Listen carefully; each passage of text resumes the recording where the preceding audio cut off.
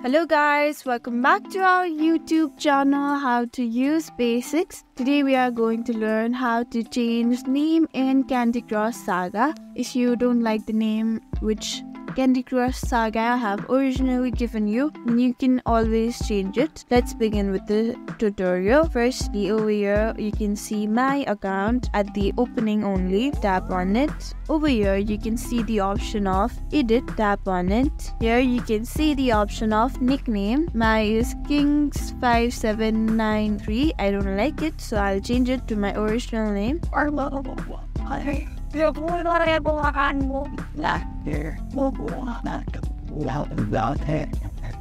There you go. Now I'll just save the change. Then after entering your name, tap on change save.